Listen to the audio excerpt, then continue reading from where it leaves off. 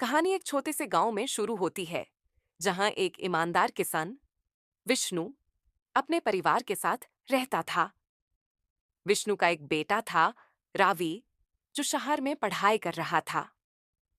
रावी समझदार और मेहनती लड़का था, लेकिन उसका एक दोस्त सोहन, जो अक्सर गलत रास्ते पर चलने का प्रयास करता था, उस पर बुरा असर डल रहा था।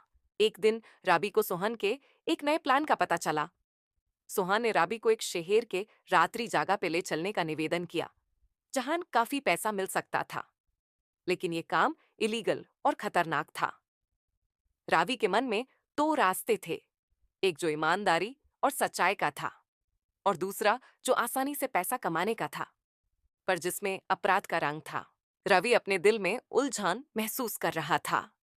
एक तरफ उसके पिता विष्णु के संस्कार थे, जिन्होंने हमेशा उसको ईमानदार और सच्चाई के रास्ते पे चलना सिखाया था, और दूसरी तरफ सोहन का लालच भरा निवेदन। रात को रावी घर के बाहर छुप छुप कर सोच रहा था कि क्या करना चाहिए। तभी उसके पिता विष्णु उसके पास आए और कहीं। बेटा, याद रखना, जो रास्ता आसान लगता है वही हमेशा ठीक नहीं होता। हर फैसला तुम्हारे जीवन का एक सच्चाई होता है। रावी अपने पिता के शब्दों से प्रभावित हुआ, लेकिन सोहन का लालच उसके दिमाग में घूम रहा था। अगली रात रवि और सोहन मिलने गए। सोहन रावी से बोला, यार एक बार चल ले, पैसा तो बहुत मिलने वाला है।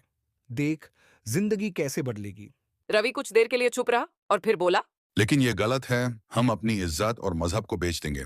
सोहन ने हंसी में कहा। इज्जत से पेट नहीं भरता यार। रवि ने एक आखिरी बार सोचा, लेकिन फिर अपनी अंतरात्मा की आवाज सुनी। नहीं, मैं ये गलत काम नहीं करूंगा। मैं नहीं आ रहा, तुम अपने रास्ते पे चले जाओ। सोहन अकेला चला गया और रात को उसका प्लान फेल हो गया।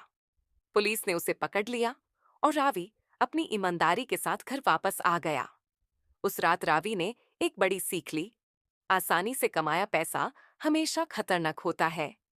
विष्णु ने अपने बेटे रावी को गले लगाया और बोला, सच का रास्ता मुश्किल होता है, लेकिन ये हमेशा जीतता है। गलत रास्ते का लालच कभी ना कभी इंसान को बर्बादी की तरफ ले जाता है, जबकि सच्चाई और ईमानदारी हमेशा जीत आती है, चाहे राहें कितनी भी कठिन क्यों ना हो। ये कहानी हमें ये सीख देती है कि हमारे फैसले हमारे जीवन के रास्ते को तय करते हैं।